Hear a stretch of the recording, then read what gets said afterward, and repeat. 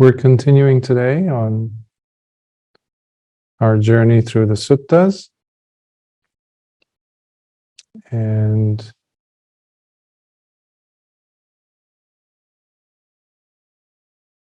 we'll be covering another interesting sutta, one that is a rare gem, because in all my years of studying the suttas, no one can say they know all the suttas, and in my case, far from it. In my journey, it's like I've explored only this much, I consider, because it's so vast.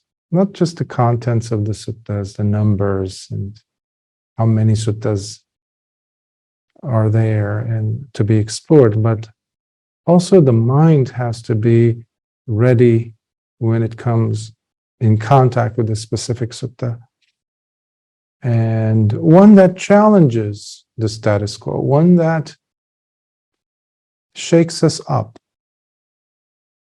And because we can become jaded, and that's natural, that's normal. When we're stuck in one thing, in one view, Lord Buddha calls it ditthi or miccha ditthi, wrong view, lost in our own narratives, worldviews, opinions about how this or that thing is supposed to be. And obviously, similarly with the Dhamma, the Buddha's teachings, we can get to be stuck up in our thinking. And the suttas come at a specific time, as it were, so long as we're really delving into them, to help us. And hopefully to help us break through that jadedness, that I know what the teachings are all about way of thinking. It shows us humility. It shows us humility. Because the experience of Nibbāna has a map, has an actual roadmap. It's a how-to, step-by-step process. And that is clearly present in the suttas.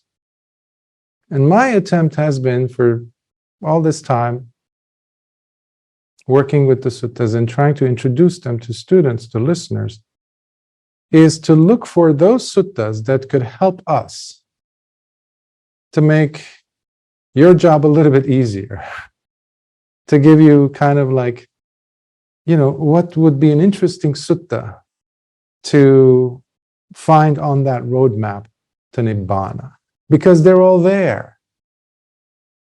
And this happens to be one of those suttas. It comes from the Anguttara Nikāya, from the Book of the Sevens, and it's sutta number 51, so 7.51, Anguttara Nikāya. And the name for it in Pali is Saṁyoga Sutta. In English, I translate it as on joining and splitting. Coming together and then splitting apart, separating. This was a sutta that was given to the bhikkhus specifically. So you have countless suttas that Lord Buddha gave, discourses, where the audience was specifically intended to be the monastics. Not just the bhikkhus in this case, bhikkhunis also, in absentia in a sense, but it is for the monastics. And all those who are interested in going all the way to experience full Nibbāna, full experience of Nibbāna, meaning Arahantship or Arahanthood, becoming Arahants. And this is not addressing the crowd of lay followers, upasakas and upasikas. So please bear that in mind. But nevertheless, that does not mean that this is not something, a teaching that the upasakas and upasikas like yourselves could not benefit from. That, far from it. That's not the case at all. But the teachings go beyond boundaries. So long as we are interested to find out what was Lord Buddha's stance, position, teaching on what are some of the requirements for attaining arahantship, because there are requirements. Like I've mentioned so many times, Nibbāna does not fall into our lap just like that. It's not a matter of preferences or gaining favor with someone or some entity or some teacher or some guru or doing certain meritorious actions. No. It requires effort in walking the path oneself, by oneself, processing, meditating. Meditation is essential. It is a key ingredient. And so is a lifestyle that is on the foundation of sila. Foundation of sila. Now here we're going to be penetrating into not just the observable sila, let's say in the case of the monastics, abstaining fully from any kind of lifestyle that is indicative of a lay life, especially in the context of sexuality. Not engaging in any physical contact that is sexual. That's why we call it brahmacharya lifestyle, the holy life, the chaste life.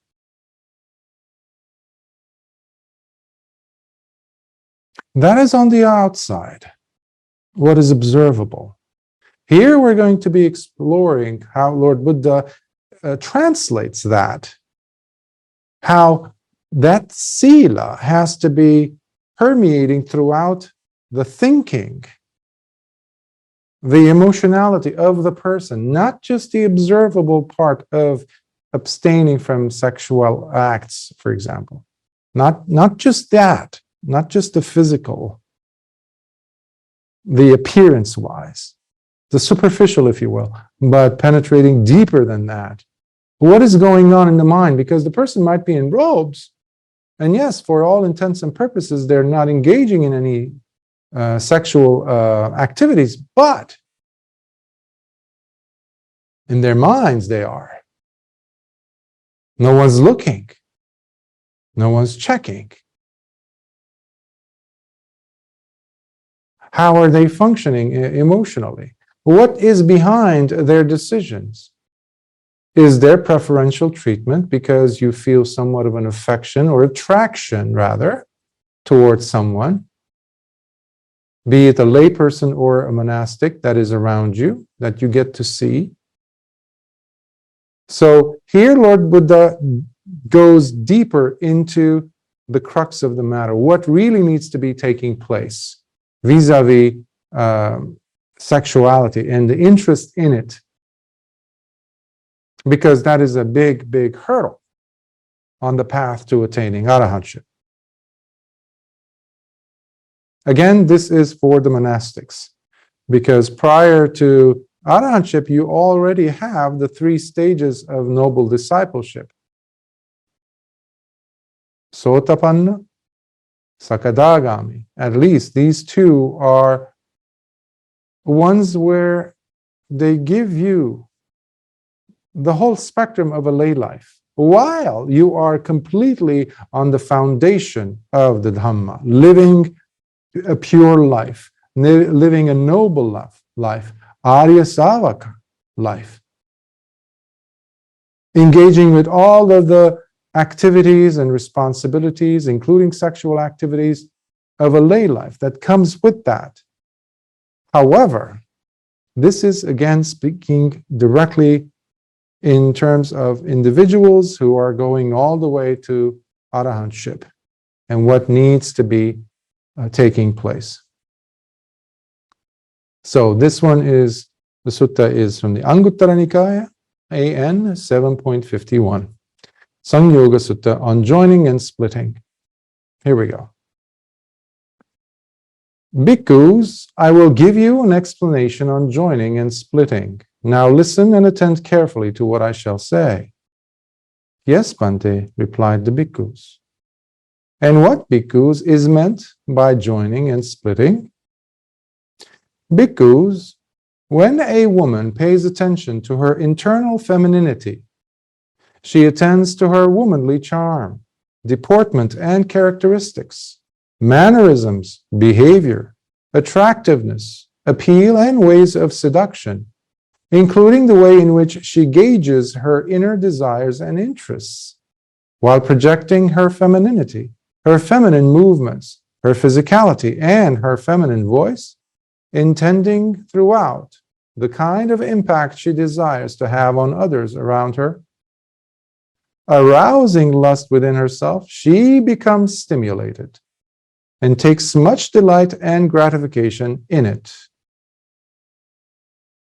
As she projects her inner desires and directs them towards a man, to his external masculinity, his manly charm, deportment, mannerisms, behavior, attractiveness, appeal, and ways of being seduced by him, while she looks upon him to satisfy her inner desires and interests, as she desires to experience his masculinity, his masculine movements, his physicality, and his masculine voice.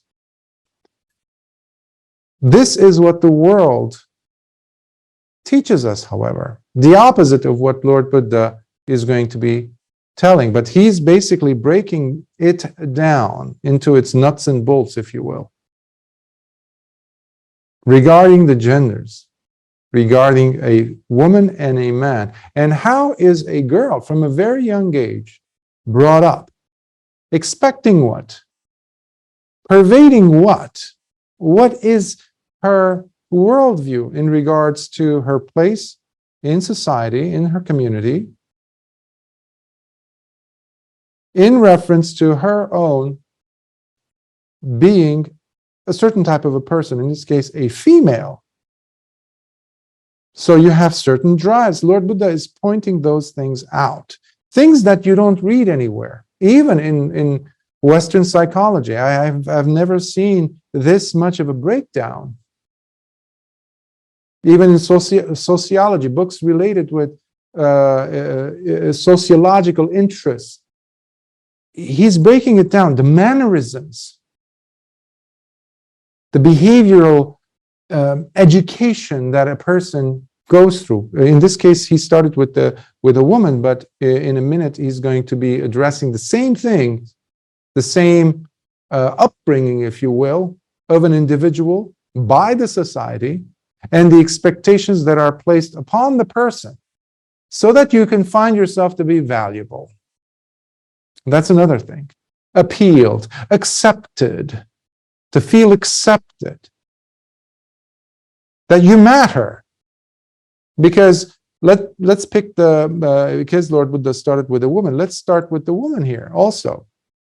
A woman who has reached a point in her life, let's say, where her feminine movements are not as appealing as they were when she was, let's say, in her 20s or 30s or 40s. What happens to her self-image, her mind, her self-esteem, her appreciation of herself as a human being, as an entity, someone of value? So in other words, where is the value placed in her mind, in her view, in her worldview? So in this sense, Lord Buddha is also addressing what I was mentioning in the beginning about our worldviews. Ditthi. This is miccāditthi. This is wrong view as far as Dhamma is concerned, because the person is far more than their masculinity or femininity. That's what we're going to see in a minute. But you're far more than your sexuality. You're far more than your mannerisms, the things that attract a person to you. But when we're living in a world like this, in a culture like this, and I say a culture because when you narrow it down, you see these aspects of an individual pervading all cultures in their own unique ways. For example, manifesting or expressing, in this case, internal femininity of a woman might come across and manifest in a certain way in one part of the world. Let's say if you're in the Himalayas or in Nepal or somewhere like that, versus someone in Papua New Guinea or in Aboriginal Australia or Zimbabwe in Africa. But there are these elements of emphasis where the person looks at oneself with the equal sign of how much of that is present. Now, there's always give and take, obviously. You're always getting feedback from what we're putting out there and how much attention it is grabbing for us in this case. Because there's also the aspect of arousal. The person is going to be aroused by these. Aroused is a heavier word or experience, emotional expression, shall we say, than mere acceptance, but they all are linked up together. Affection is there also. So, continuing on, he says, becoming aroused thus, she becomes stimulated and takes much delight and gratification in it, as she desires to join externally with him, with the man, who now noticed her, seeing her mannerisms, was triggered by her. Her voice, it could be, or her smell, the fragrance she might be having on, all these things. So all these things will affect her to desire to join external, physically, with him. This leads her to seek even more pleasure and joy from that joining, to repeat that, to get more of that. And that's why in several suttas we have those series of seeking gratification in our tanha, our desires, and all of us. It doesn't have to be sexual, but it could be anything where there is craving. And once you grab it, you want to repeat that moment of the apex, the highest point of that emotional state. You want to repeat that. And you get caught in that cycle. That's the danger. And you're stuck in samsara, basically. And meanwhile, life is tearing you molecule by molecule, atom, electron by electron, because you're getting older. You're decaying. But the desire is as strong as ever. That's showing us the baseline, the framework of what we call samsara. Bhikkhus, such women who are attached to their femininity while seeking to join with men, remain stuck, for they do not go beyond their femininity. That's who they see themselves. They have identified themselves with that gender, because that's who I am. That's the sum of who I am, deep down. Now, Lord Buddha did not say necessarily bhikkhunis, if you notice. He just said a woman. And that is what we need to look at, because he's talking about basically everyone who is basically a putujana, who's still having these experiences. So then there's always a reason why Lord Buddha gives these discourses on various different themes, because he would see the bhikkhus or the bhikkhunis, how they are functioning, where their emphasis is, their thoughts. What are they dwelling on?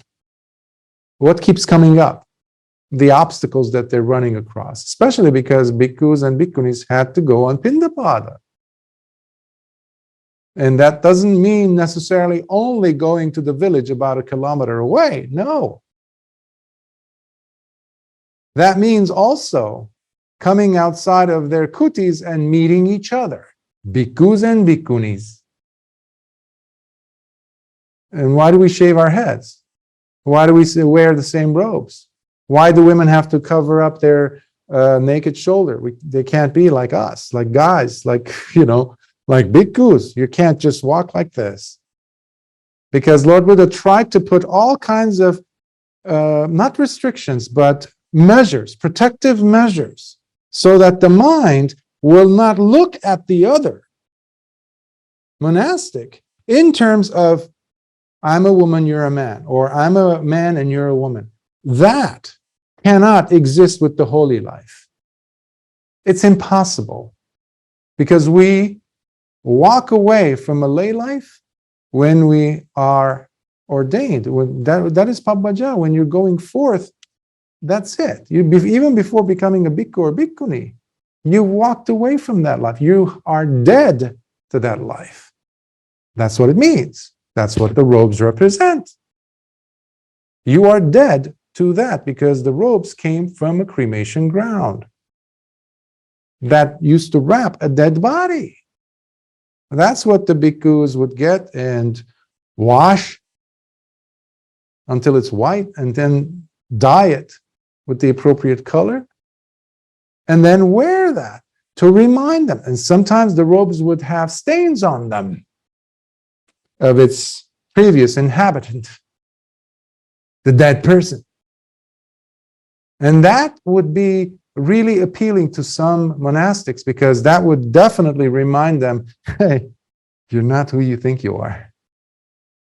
You're a dead person so far. I mean, you're living, but this used to be a dead person's robe. Now I'm wearing it to remind me of the 32 parts of the body, that I'm just made up of these things. Penetrating through the skin, penetrating through the sinews and the eyeballs, and seeing all these things. You're constantly working to dismantle this image that you are a female or a male. And you're here to attract and be attractive and be attracted. All those things have nothing to do with the holy life. Impossible.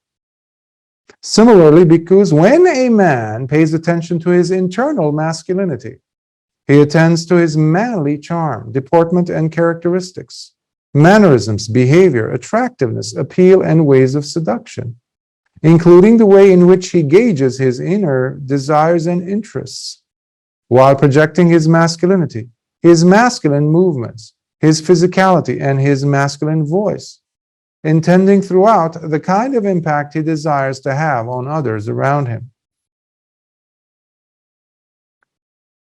There are suttas where you hear Lord Buddha say to bhikkhus about, is there lust arising in your mind when you are hearing a woman's voice over the wall as you're passing through the village? Because there are certain inherent parts of our structure as human beings where we have these instinctual drives to identify things. I remember when I would teach science as a high school teacher, and I would show these reports and experiments. I would discuss these different tests that were done on people in identifying the reproductive preferences from one gender to the next. In, let's say, what appeals a woman about a man, in a man, and vice versa. So they've had tests done of men sitting and not seeing a woman's face or anything, but just having those men hear, while they had headphones on, a series of women's voices, just basically a woman speaking, maybe saying a few sentences. And they had a chart or check boxes that they had to, mark off. Well, yes or no, this and that. And it had to do with who do they find appealing or attractive? Just the voice, nothing else. No smell, no, nothing else, no visual perception of the person. But from the voice, they all picked the voice of a woman that sounded more and more feminine, meaning a little bit high-pitched or I guess softer than coarse. And the opposite happened when they did the experiment with women in regards to men. Whom do they find appealing? All these things I'm referring back to show that we have those same things being recognized here, where Lord Buddha is saying his masculine voice, because a woman naturally has a propensity of being appealed and feels attracted towards a male who, generally speaking, who has a deeper masculine voice than a person who speaks very high pitch. They don't find that to be a person who has the masculine qualities for them to mate with. This is very basic instinctual stuff, which we're seeing 26 centuries ago, Lord Buddha highlighting as factors that are playing a big role. It's not a matter of just putting on the robes and saying, okay, I'm going forth and that's the end of it. You have to deal with all these things. We have them in us. We have them in those people around us. Arousing lust within himself, he becomes stimulated and takes much delight and gratification in it, as he projects his inner desires and directs them towards a woman, to her external femininity, her feminine charm, deportment, mannerisms, behavior, attractiveness, appeal, and ways of being seduced by her, while he looks upon her to satisfy his inner desires and interests, as he desires to experience her femininity, just like she was intending on experiencing his masculinity. So, to experience her, feminine movements, her physicality, and her feminine voice.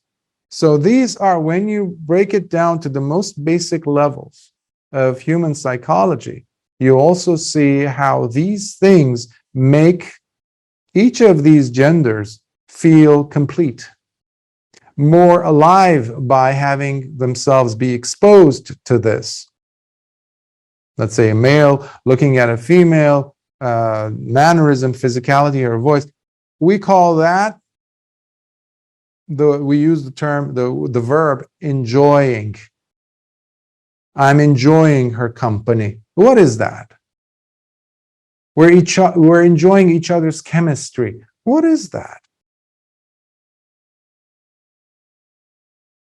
We have to be very careful as monastics so that these things are kept in check, so these things don't show up, or that's why we practice the satipatthana. In addition to the patimokkha, the rules that we have, the training rules for monastics. It's not just the rule, because on the surface, I might be doing everything perfectly.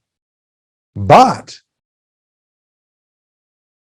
on the deeper end, I'm actually enjoying the person, the monastic's voice, her company, her movements. Oh, look how she walks. How elegant she is. What does that mean? Elegant she is. What am I trying to say? Deep.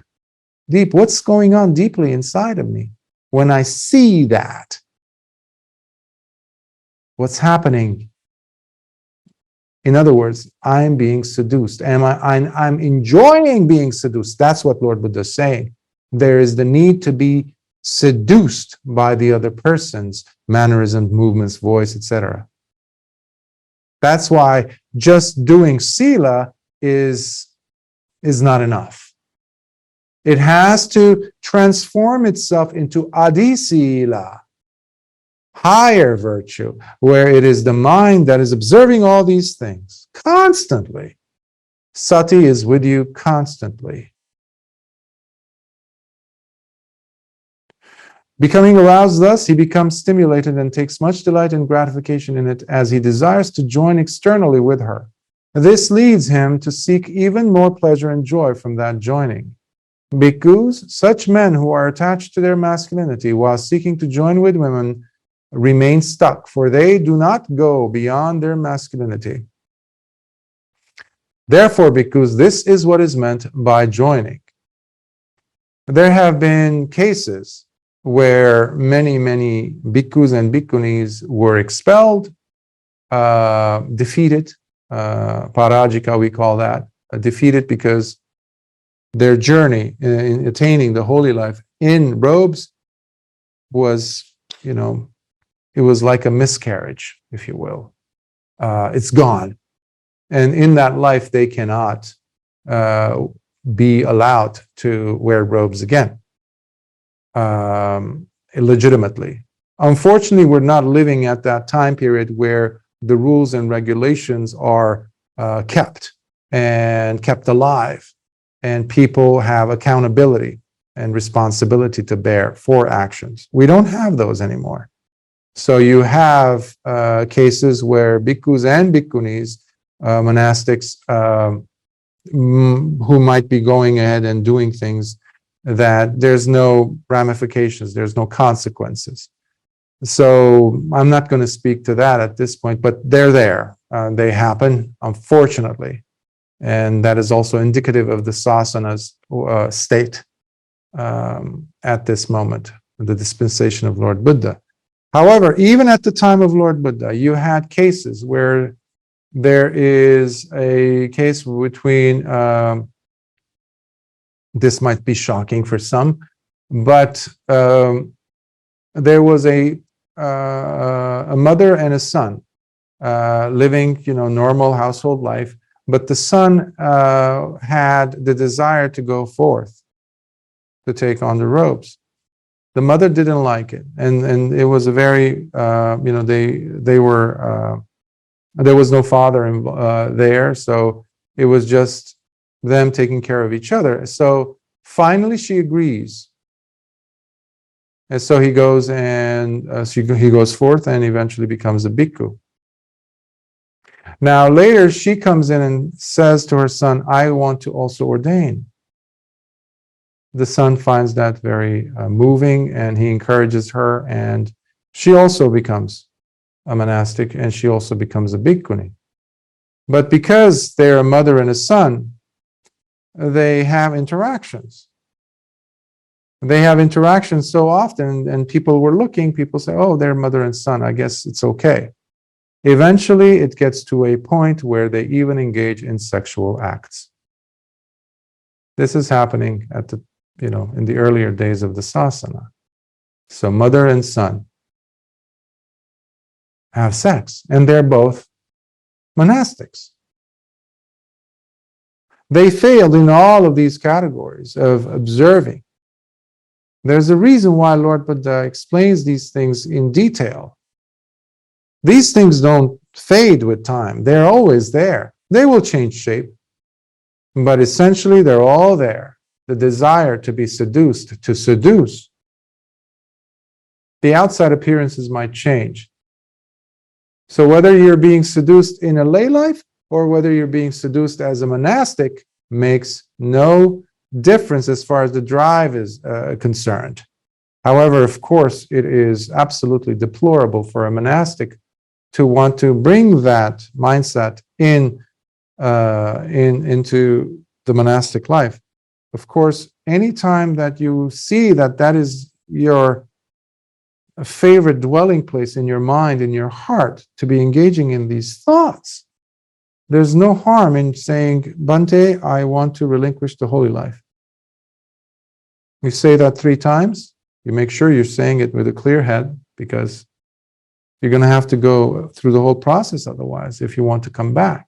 And then once you have disrobed, go back to lay life and go and live your life as you wish. The problem is you have individuals in robes who are living a double life. So we have to be extremely cognizant of this fact. It was happening at the time of Lord Buddha. It is happening today, unfortunately. So what we can do is we can arm ourselves with the knowledge protect ourselves with the understanding of what Lord Buddha's stance was on this subject, which nobody talks about, but it is such an integral part of the human species. So, and what bhikkhus is splitting. So remember, the sutta's title is on joining and splitting. So now we're going to see about the splitting portion. What is that? Bhikkhus, when a woman does not pay attention to her internal femininity, she does not attend to her womanly charm, deportment or characteristics, mannerisms, behavior, attractiveness, appeal, and ways of seduction, including the way in which she gauges her inner desires and interests, while neither projecting her femininity, her feminine movements, her physicality, or her feminine voice, nor intending throughout the kind of impact she would desire to have on others around her. We are impacting the world around us, whether we know it or not, with our thoughts.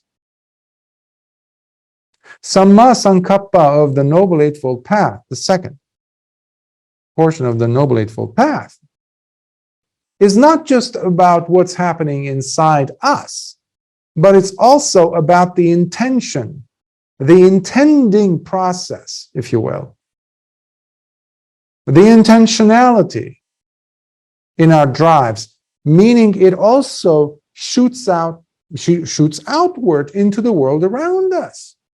People will be influenced by our intentions. You can sense this when you walk into a room, or someone walks into a room where the air was kind of settled, where there was some sense of homeostasis established, and somebody walks in with a different flair, different sphere of energy, if you will, different intentionalities. And that's why when people would go to gatherings or parties, this and that, everybody's trying to, what's the word that people used to use, still use, I guess, dress to impress, right? To kind of put on the best look and then pretend that you're this or that, or you might be like that through and through, who knows?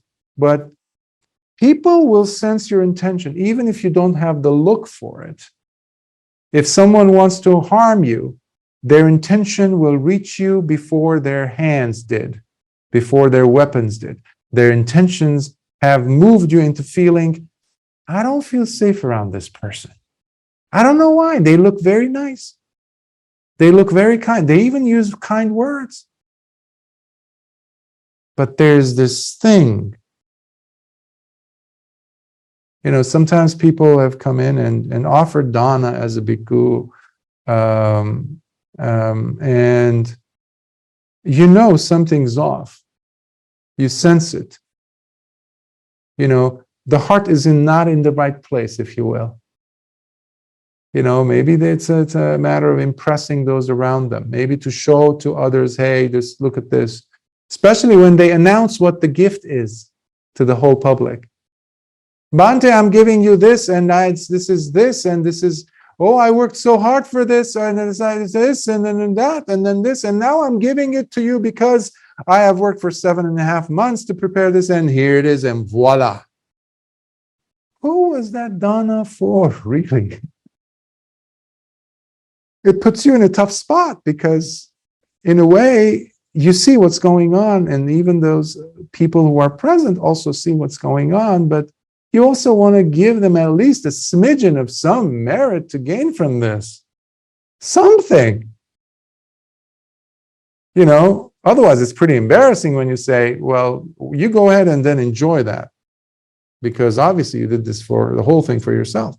So all these things, what's really going on? The intention is very important. In this case, it is about one's own sexuality. I don't care what it is. Today we have, you know, like the whole letters of the alphabet going on. This is how many genders there are, and every day it changes and this and that. It's like, okay, society is pretty messed up. But the essential element of the drive to be accepted and to influence, want to influence someone else, to seduce rather, is there.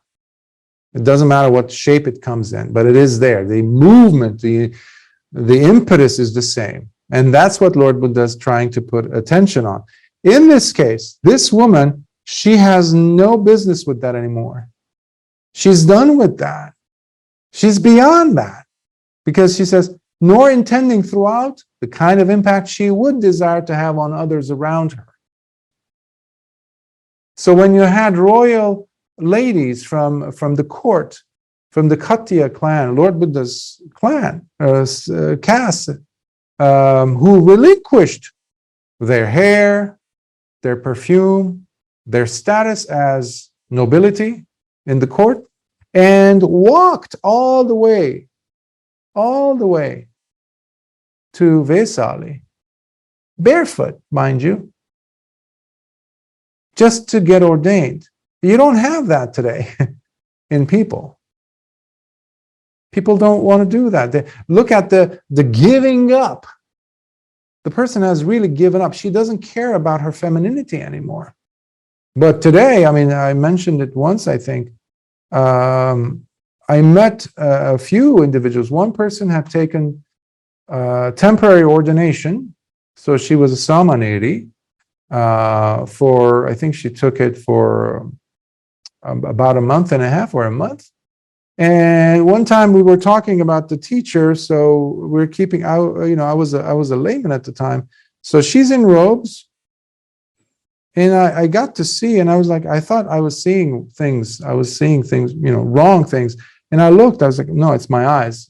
But then I looked carefully. I saw that this woman had actually been doing like using an eyeliner, and for, you know, like using, because she didn't have eyebrows.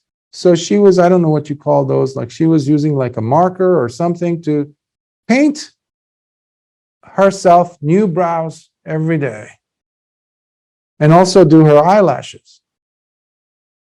I'm like, that's weird. What are you trying to say? You've given up. What is this Pabbaja all about that? And another time I actually saw this was in Los Angeles, in Orange County, I saw a bhikkhuni who had basically almost like full-on makeup on. I was like, Theravada, mind you, Theravada.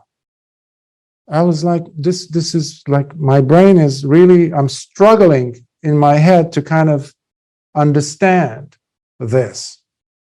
Now, especially when you come into to face a sutta like this, where is that falling? Like, how can I justify that? So what I see then is what I shouldn't do. Okay, so my job is not to criticize these individuals. That's their karma. I have nothing to do with that. My job is then, therefore, to go ahead and make sure that I don't do those things, to stay away from that. And if someone comes to me and asking me questions about that, I have a reference point. And I can also say what is kusala and what is akusala. And what I just used those examples of are completely akusala. Because if this, because of this, she no longer arouses lust within herself, and she does not become stimulated nor takes any delight or gratification in it. For she no longer has inner desires to direct towards a man, to his external masculinity, his manly charm, deportment, mannerisms, behavior, attractiveness, appeal, nor has any intentions of becoming seduced by him, nor to experience his masculinity, his masculine movements, his physicality, or his masculine voice. So she's done. She's completely done with that. There was a Teri. She became an Arahant. Sister Dhammadina, not Sister Dhammadina, Upalavanna, Bhikkhuni.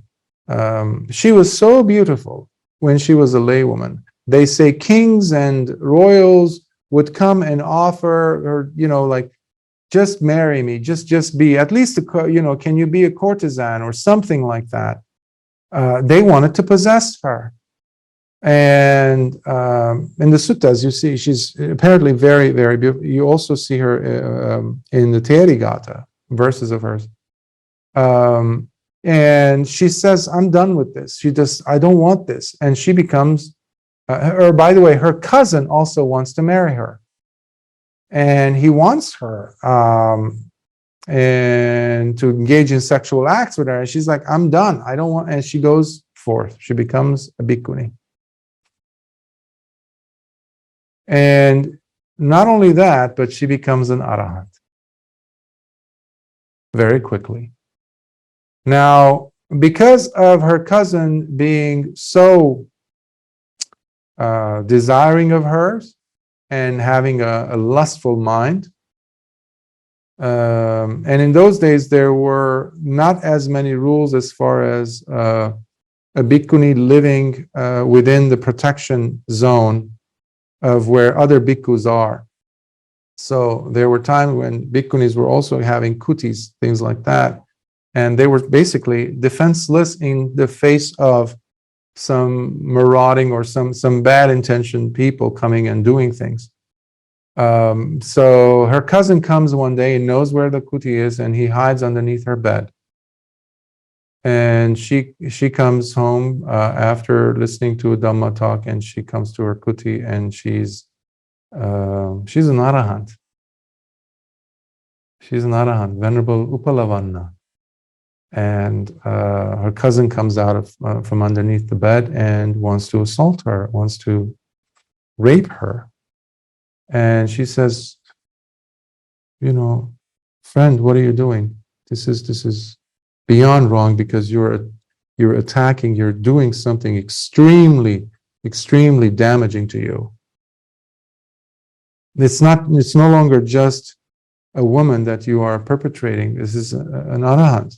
Please, this is going to harm you. I don't know if she calls herself an arahant to him, but basically he doesn't care, and he does go ahead and perpetrate her. And terrible things happen to him, and then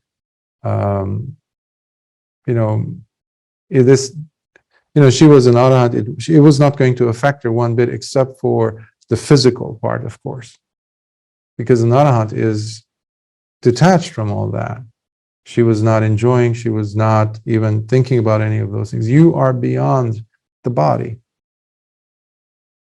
Yet, nevertheless, she was assaulted.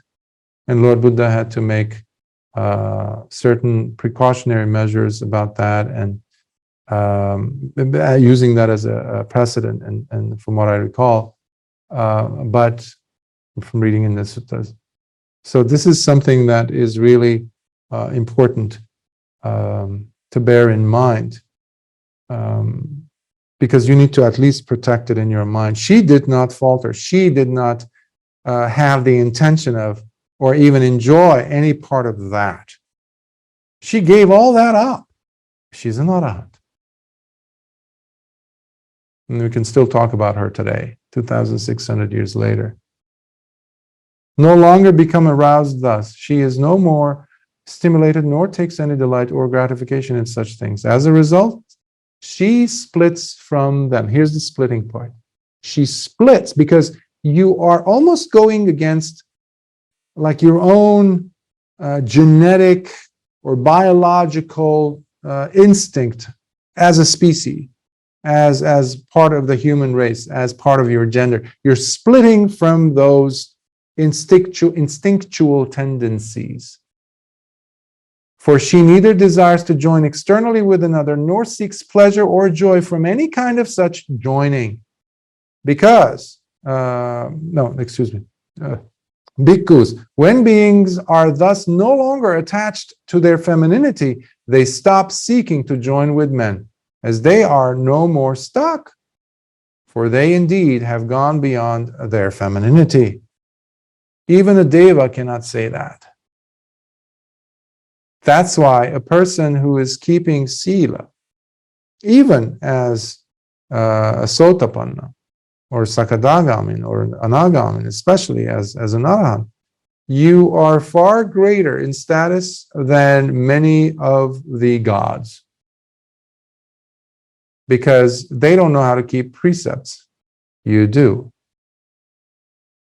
But especially in this case, the person is behaviorally living a virtuous life. Similarly, bhikkhus, when a man does not pay attention to his internal masculinity, he does not attend to his manly charm, deportment, or characteristics, mannerisms, behavior, attractiveness, appeal, and ways of seduction, including the way in which he gauges his inner desires and interests. While gauges his inner desires, meaning the person might see, let's say, an attractive female go by. I mean, you're still a human being. You still have eyes, and you have the DNA structure in you that says, hey, I'm a hunter and I will look. Because that's how you have lived for eons. But now, though, you are a bhikkhu. So such a bhikkhu or such a person will gauge if he sees any such desires or any such even physical tendencies. For example, because he's been a hunter, the eyes will go. It's part of the salayatana. It will pick up. But are the eyes guided? Are they not guided, but are they supervised rather? Despite the fact they're instinctually just going because that person or that thing is the hunted. Just like a bird or a butterfly flows, your eyes are going to go and lock on.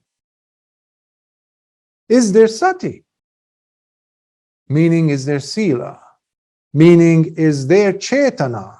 Sanchetana? Is there vimansaka? Is there the investigation? Is there the penetrative way of looking at what's going on? Or are the eyes just doing their thing and then your heart is following them with desires? So in this case, he gauges the interest, while neither projecting his masculinity, his masculine movements, his physicality, or his masculine voice, nor intending throughout the kind of impact he would desire to have on others around him. You've heard me mention about some bhikkhus who would dress up smaller robes or the chivara or the top, portion of, sometimes if you're living in Southeast Asia, it's, wearing the upper robe can be, sweat inducing, especially if you're working and doing things. So sometimes I've seen images of certain individuals, bhikkhus, where that this person doesn't have to wear like that, the robes. There's a certain message being sent out. There's a certain element of masculine seduction at play. Especially if your pictures are being taken from a certain angle, this and that. Unfortunately, this has been going on, and this does not benefit the sasana in any way. Because I've seen remarks on social media about this, and it came up several times. I don't know how to respond because it's embarrassing. Especially because that the person is also working out. In the past, I used to be a fitness trainer. So I know how those muscles will pop up in your back. It doesn't happen naturally. So before a photo shoot, actors, this and that, or cover models, magazine cover, they have to work out a little bit to bulge up those muscles. You see those in these pictures, and they're supposed to be bhikkhus in the middle of Sri Lanka and sitting in front of a certain waterfall at a certain angle where the light is perfect, and now they're making calendars out of that. This is embarrassing, especially because even when we're taking the food, before we start, there are a series of verses we have to recite as bhikkhus, where I'm not eating this food for self-beautification, for attraction, to gain attractiveness.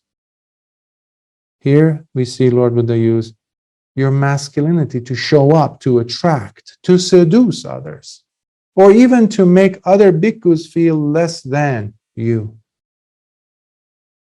The bhikkhu who might have diabetes over there sitting, looking at you and saying, wow, what is that? That's mana, that's conceit.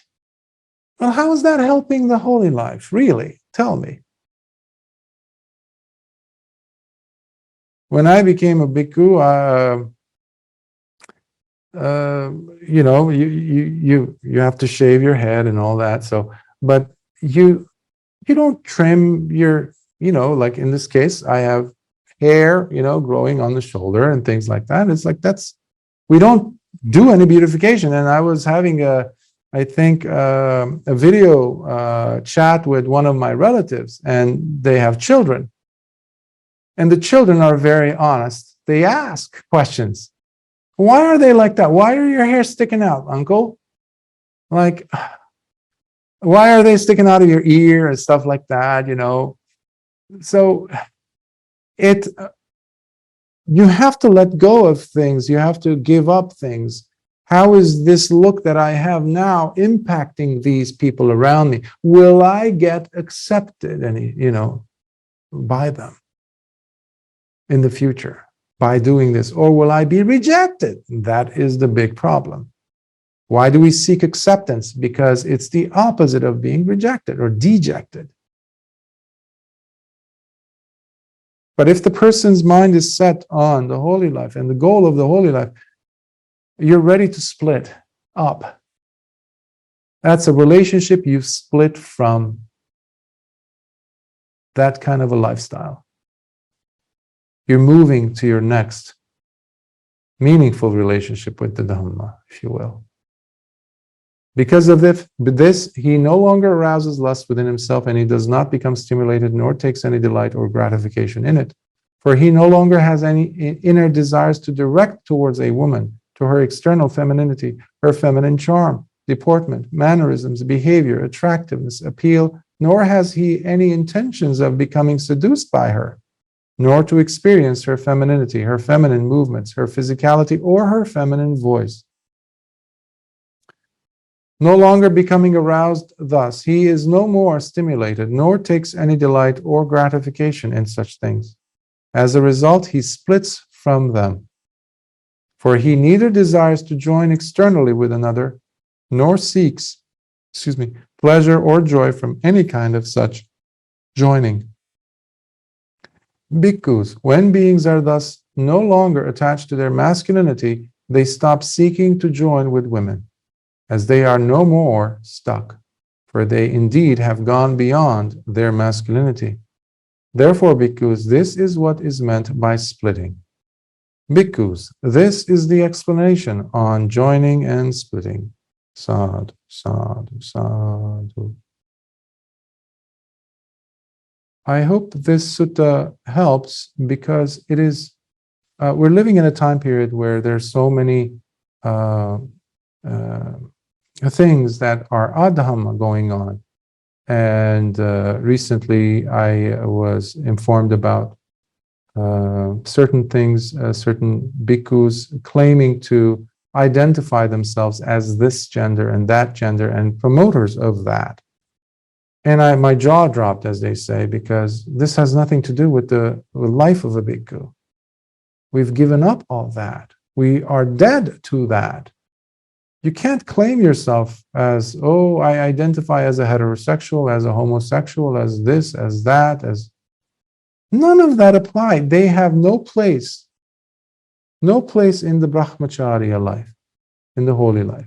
No place. There's no justification to be even speaking about it, let alone promoting one or the other.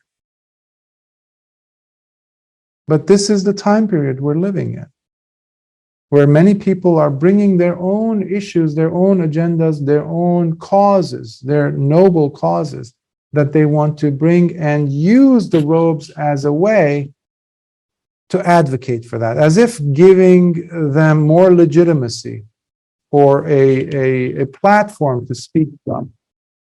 That is completely missing the boat, because that is not why we go forth in this sasana. Plain and simple. But aside from that, this is something that we each have to undergo prior to fully attaining Nibbāna, becoming Arahants. Because you have many, many traditions out there, including within Buddhism, that showed up after centuries, or after Lord Buddha passed, where they promoted having, sexual interests are not bad, or we have to transmute, we have to transcend it through sex. You have all this nonsense that you see that showed up. And that has nothing to do with the Dhamma. In fact, how can getting engaged in lust, raga, take you out of raga? How is that even possible? What's the logic? Well, how do you do the math there? But the mind can justify it. A mind that is lost, a mind that is drenched in the vortex of avidya. So I wanted to share this sutta, which, again, I love the fact that as I'm exploring, as I'm going through these suttas, to translate them again, and to most importantly, to put them, narrate them and put them online for you to listen to, I come across suttas that I've never seen, or I have never come across, or I've just breezed over and just never, years ago, just never looked back on. And now you read it and it's like, oh, this is so pertinent. But we must be unafraid. And that's why the journey into the suttas is a wonderful adventure. And it's also apparently a courageous one. So long as we're wanting to go into the deep end and be unafraid to ask questions and saying, okay, what does Lord Buddha have to say about this? So I'll stop here and see if there are any comments or thoughts, questions.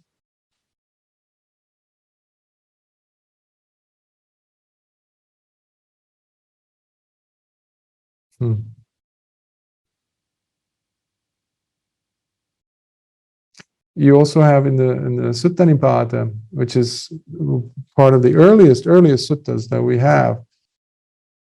You have in Tissamitteya Sutta, in the Attakavagga. I remember because I just recently translated it. But in it, Venerable Tissamitteya comes and says, Blessed Lord, tell me what are some of the downside, basically, the downside of engaging in sex. Because apparently he was struggling with this. And he says, once I learned the teaching from Lord Buddha, I'm going to go ahead into seclusion and really diligently work on it. And Lord Buddha really expresses this, explains this, how it is an essential part. If you want to go all the way, this is necessary.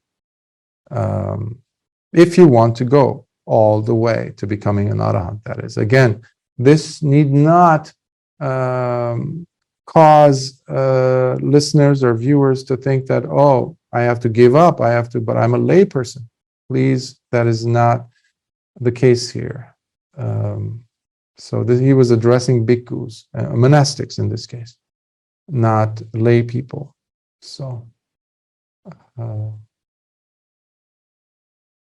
yeah, and the sutta previous to this, which is 7.50, is the Metuna Sutta, where I believe it was the householder Janusoni who came asking Lord Buddha about, he flat out asks him, Bhante, do you consider yourself living a chaste life?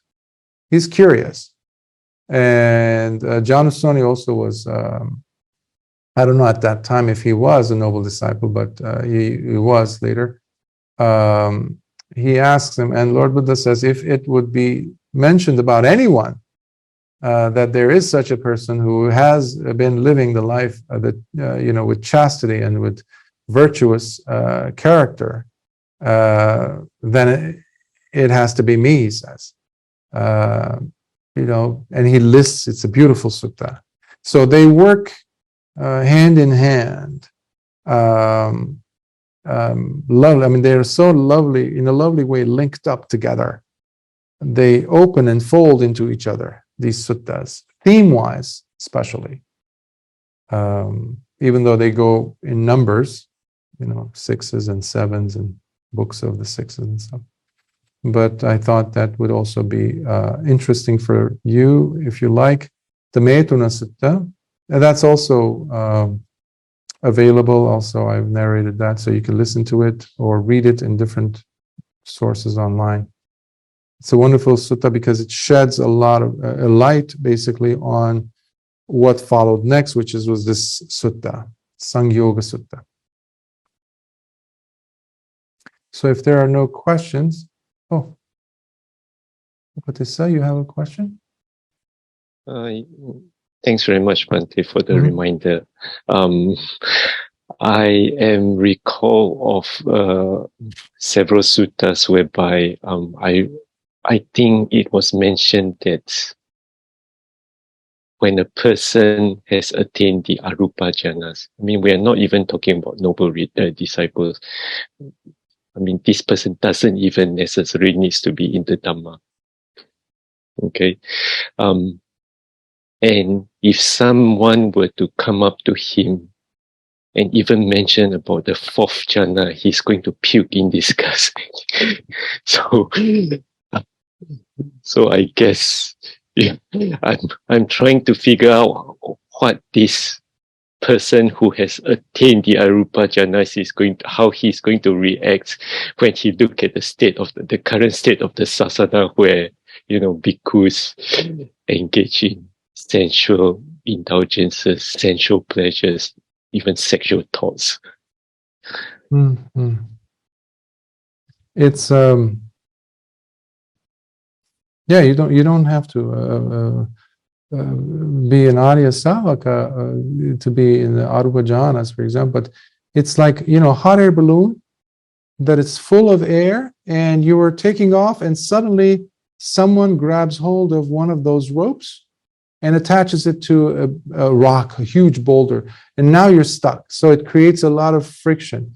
And usually, if the person becomes, technically speaking, aware of, let's say, the fourth jhana or something to do with the physical, even less than the fourth jhana, they become, they fall out of it. Like the balloon doesn't go up even a centimeter up higher than where it was. And in fact, it creates a lot of tension. And in the case of the Arupa jhana, they will fall out of it because now they're cognizant more of the body, of the form, of the rupa. But it's...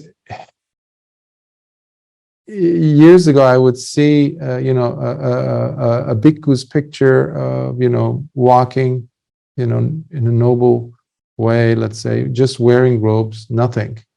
And then I would see pictures of, again, Buddhist monks surrounded by maybe even, in the case of other traditions, let's say, yellow this and glowing that and glistening robes, even in Theravada, by the way. I've seen pictures from Sri Lanka and other places where there's monks who want to dress up in certain robes now, like really shiny, something that's really loud, that sets you apart from everyone else.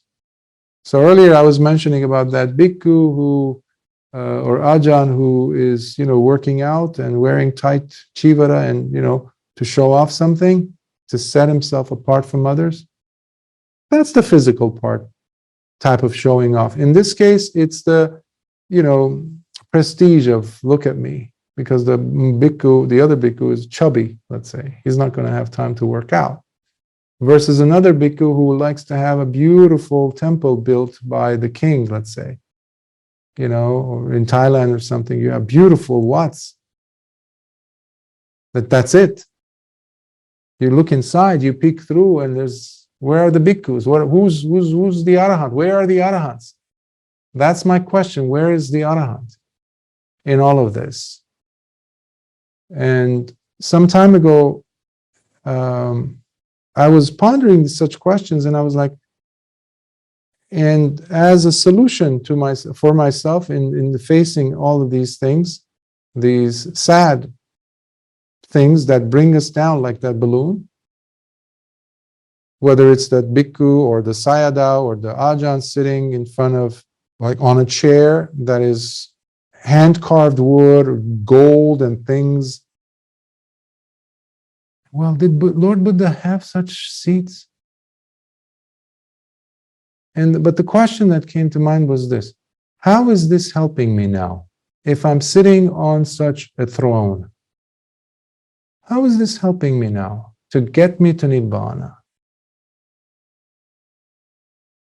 Me eating all those delicious, delicious meals, or having this beautiful temple that no one's going to take from me. Even the king signed off on it. And I have so many bhikkhus bowing head, to toe in front of me. How is this helping me now? And then you have in certain traditions where, like in ancient China, in Zen traditions, where you have an abbot who just is fed up. And he just walks away. Not even at night. Sometimes they walk away in the middle of the day. It's like, you guys keep this. I'm out. And they go and live in such Spartan means, tiny little kuti somewhere in the forest, somewhere in the mountains. That's a bhikkhu. How many of us are doing that? Bhante Nyanananda, most people don't even know about. He was an arahant. He was a noble disciple. He was living in our time. He was a contemporary to us. He recently died. He had a tiny little kuti underneath a rock. If you see the cremation that they did for him, it's like, somebody who's just, like a neighbor who's from lowly means, like a garbage collector who just died, and so we had to cremate him. That was the opulence, quote unquote, that he was given for his cremation. But meanwhile, you look at other Sayadaws, Ajahns, and Materas, it's like, wow! They take a whole year to prepare for the cremation. Come on. How is that helping the sasana? I don't think it is. But yes. Anna, I see your hand. Bhante, I was just wondering, you were speaking earlier about someone giving an offering. And are there any circumstances in which someone is giving an offering, but, because of whatever the person or what is, or the way it's being done, or the intention, that it can be refused?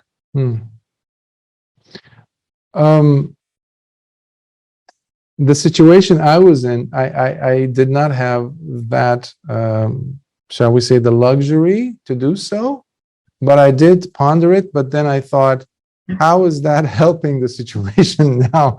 In the sense that, see, one of the another beautiful way that Lord Buddha used this litmus test, if you will, was if you're in doubt about anything, always think in consideration of, this action that you're about to commit, whatever it is, verbal or physical or mental,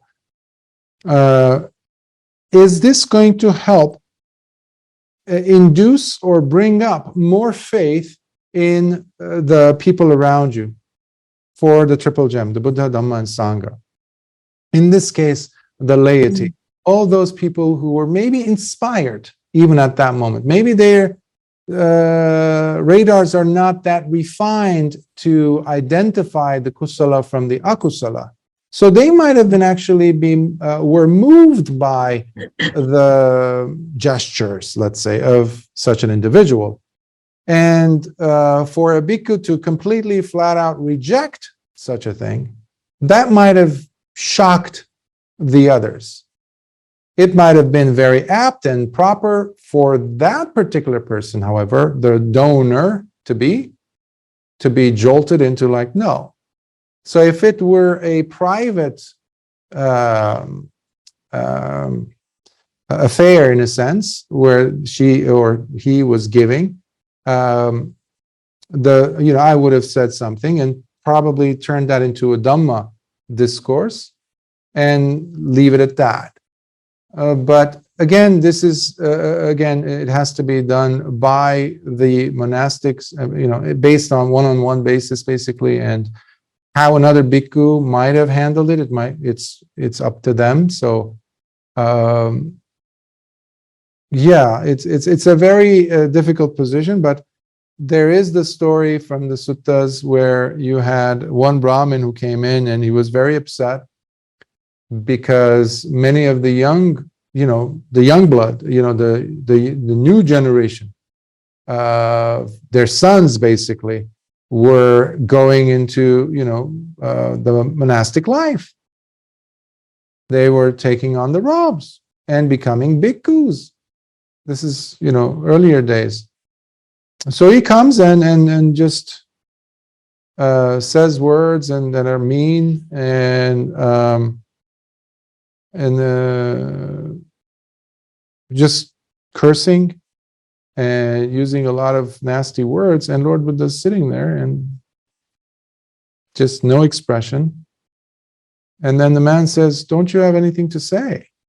At that point, Lord Buddha gives the one that we constantly talk about, the giving back of the gift that is unwanted.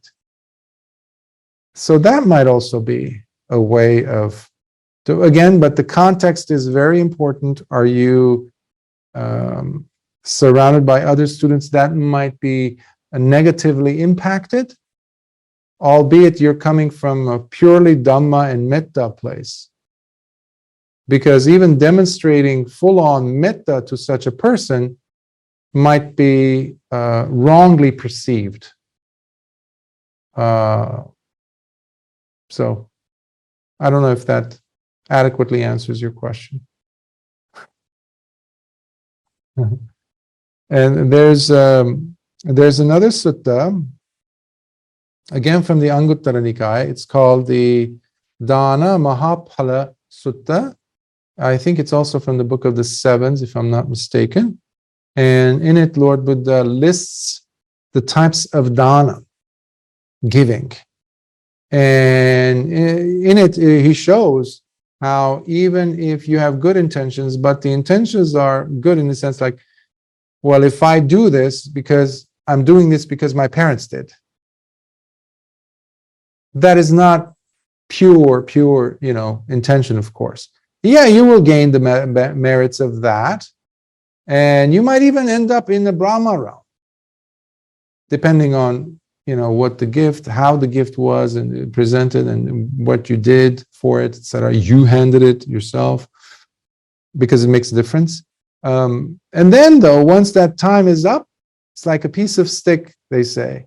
It's like when you throw a stick up in the air, it goes up, and then it is going to fall back down. That's what happens. Even if you had Brahma realm birth, you will fall back down, and sometimes even lower than where you were to begin with. However, the person who gives with the genuine intention of feeling happy while they're giving it, of course, understanding as to whom it is that they're presenting this.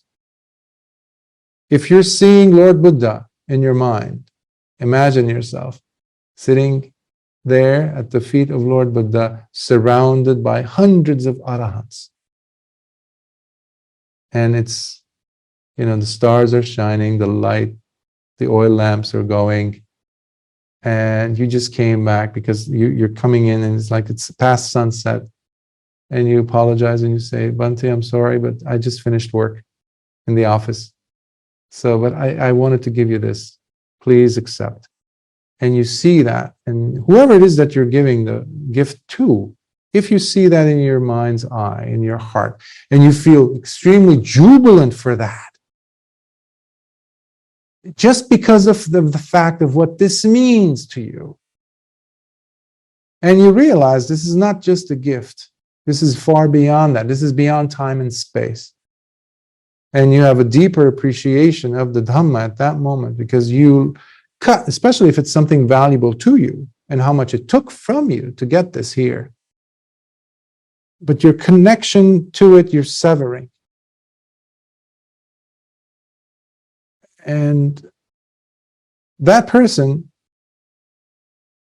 because of their lack in craving and lusting after this, because I've seen people just, yeah, I'm giving you this, but you know how much work it took? What is that? There's lust there. There's even some level of dosa.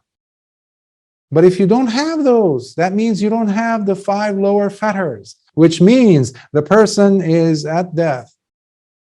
They have a high possibility of being reborn in the pure abodes, never to fall back again, Lord Buddha says, again and again and again, meaning that the person has become an anagami, if they hadn't already in life, prior to that last breath. So yes, we can talk about the Dhamma forever, but hopefully we practice what we are. These suttas are there to inspire us to go ahead and sit longer and deeper and not be afraid of breaking through your views, worldviews, and views about the Dhamma even. This is what the Dhamma means. Well, how do you know? Are you an Arahant yet? No. Okay, so let's go deeper. Learn, as Bhante Nyananda used to say, adana patinisagga. Pick up and give up. Don't do upadana. Don't hold to it. Adana patinisagga. Adana patinisagga. I'll leave you with that, with those words. So let us share and transfer some merits. May suffering ones be suffering free and the fear-struck fearless be. May the grieving shed all grief and may all beings find health relief. May all beings share in these merits that we have thus acquired for the acquisition of all kinds of wholesome happiness. May beings inhabiting space and earth, devas and nagas of mighty power, share in these merits of ours. May they long protect the Buddha's dispensation. Sadhu, sadhu, sadhu. Until next time, be well. May the Triple Gems blessings be with you and all your loved ones and all those people you have in your life who are ill, struggling with something, some difficulty. May they recover quickly, or at the very least, smile through it, and may their mind come back to an unagitated state with less noise, making Nibbāna possible. So, Sukhi Hotu.